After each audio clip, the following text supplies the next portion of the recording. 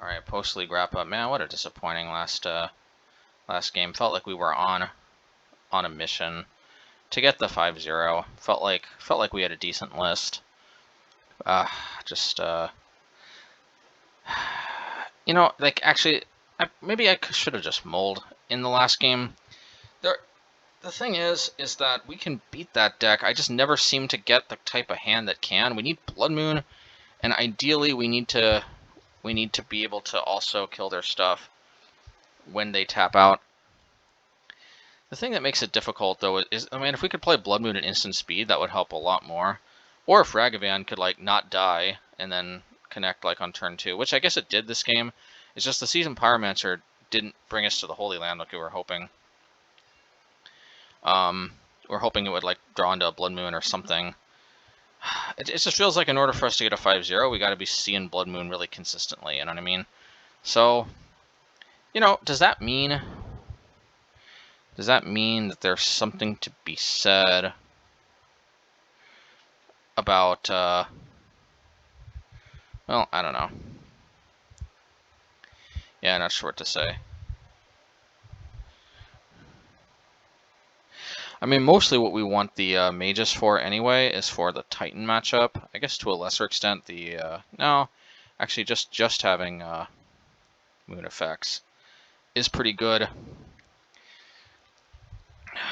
Maybe we should just accept that we can't win them all. That doesn't feel right. I feel like I should be able to win all of them. I mean, obviously that's not true, and that makes me one of those arrogant. And that would make me kind of one of those arrogant players that is not very tasteful.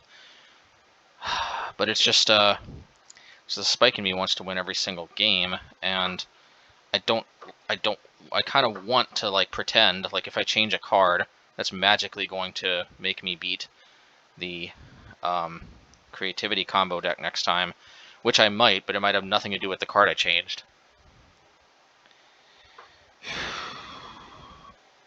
Is Dragon Rage Channeler actually helpful? I don't know. That's tough to say, isn't it?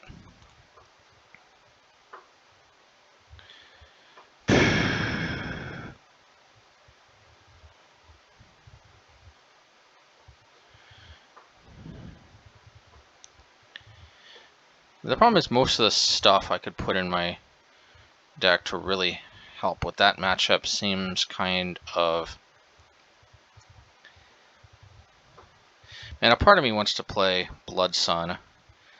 Again, the problem with Magus is that it just dies to Lightning Bolt. But...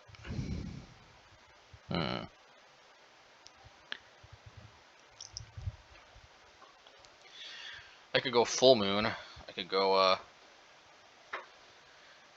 like 4 Blood Moon, 4 Magus of the Moon.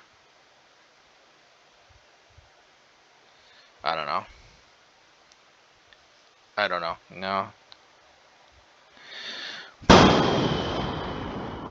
No, you know what?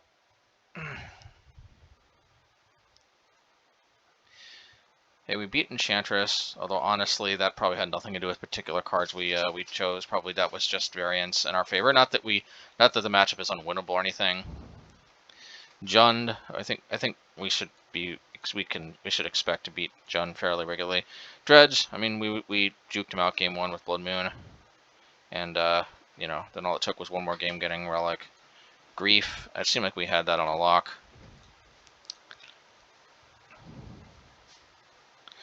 Just creativity combo. But another problem was like the one issue with that deck is that we want to stick early threats, but like they play a combo deck that also has early removal, so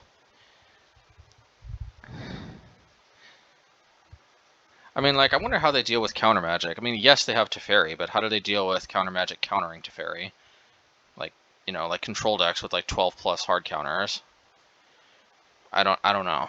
I don't know that they do. Maybe that's just their bad matchup. I think Merfolk. I think we've generally done very well against them with Merfolk for that reason. I'm just trying to rationalize as to how we can do better. Next game.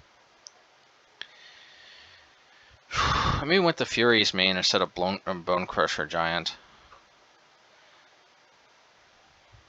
Yeah, you know what? I like Bone Crusher Giant, but maybe Fury just does what this card does, but just a lot better. For the most part. And this frees up sideboard space. You know what? I like this. It feels like wrong to cut Bone Crusher Giant, and yet... Oi. Unexplained lag. And yet, probably, that is just what we have to do.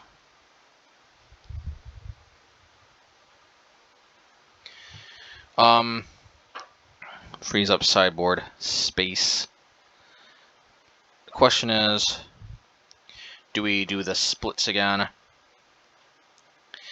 If we're rocking Blast Zone, I don't think we need to go too heavy on either Pro Red or or Hammer Time specific hate. So maybe that just leaves Ensnaring Bridge. I mean, Ensnaring Bridge seems to solve a lot of problems that the deck has. I don't know that we need a ton of copies of them. Ensnare.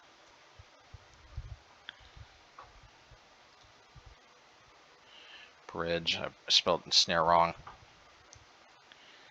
Alright, so do we add all 4 bridges? I doubt it. I doubt it, but at the same time, do we want to go back up to 4 mages?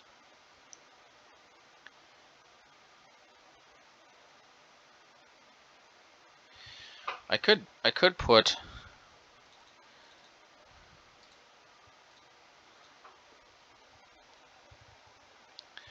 was trying to think.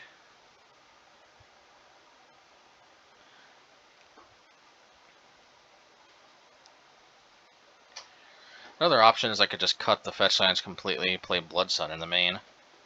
But then that doesn't color fix the Blast Zone, and it also has way less juke potential if they fetch what they need before you go at it, and it makes Shocklands exceptional for them.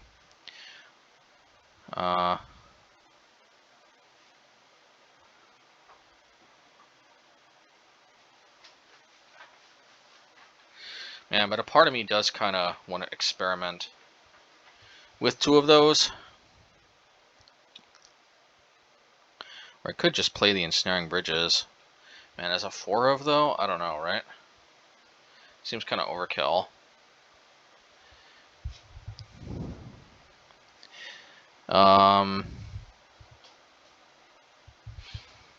Yeah, I think I like this idea of Fury in the main.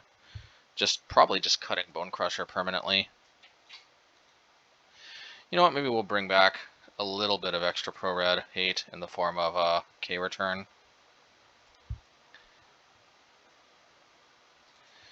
You know, I mean, we are going down a little bit on Pro Red hate by losing the Giant. That's, you know, I could put in 2 Shattering Sprees. I could also just complete the splits by, just taking out Pillage and putting in Spree. Yeah, maybe we'll just do that. There is certainly something to be desired about just having a bit of a mixed sideboard bag, as they say.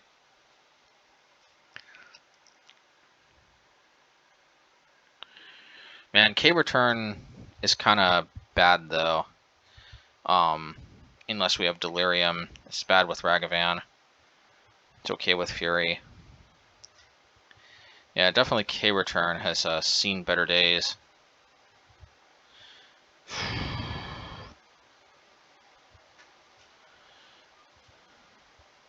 Definitely we want Ensnaring Bridge.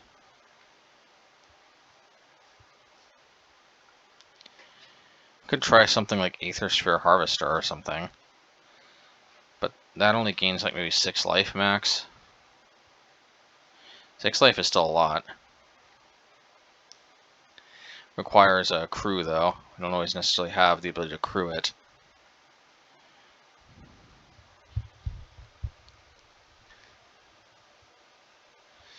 You could play just two Elixir of Immortality.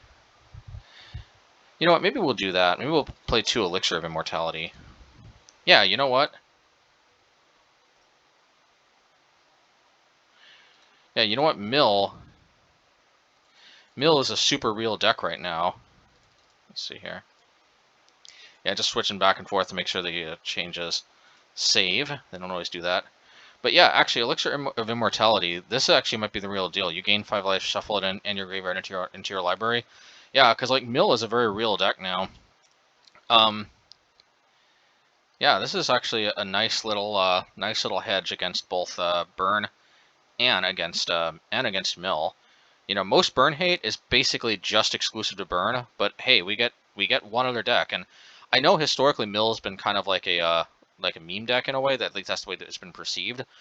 I've always thought that the archetype had potential. I think everybody knows that it was like close to breaking out, and it might have really gotten there with Tasha's hideous laughter. So, you know what, I like it. I like this. I like the splits. I like these splits. I think that's probably about as good of the splits as we're gonna get. Still think we need the 2 extra Magus for the big mana matchups when we need the extra moon effects. K-Return can still be nice against like Empty the Warrens, but hopefully Fury, and then maybe even Ensnaring Bridge. If we can empty our hand with Fury, maybe that'll get us there. I don't know. I mean, we can't like win every single matchup, but I like having access to Elixir of Immortality as a slight hedge against Burn and Mill. I don't know what else to say. I like playing it just as a 2 of. I mean, that way at least we've got some kind of out against both decks, but we're not like super all in if we never see them. Pillage, Shattering Spree, like different decks. You know, I don't know. There's something to be liked about this. So let's maybe we will give this a try next time. Maybe I'll be on something else altogether. But either way, take care, everybody. Wish all of you well. Hope you all smashed the like button already without me even saying anything. All right. Well, anyway, take care, everyone. Bye, and look forward to next time.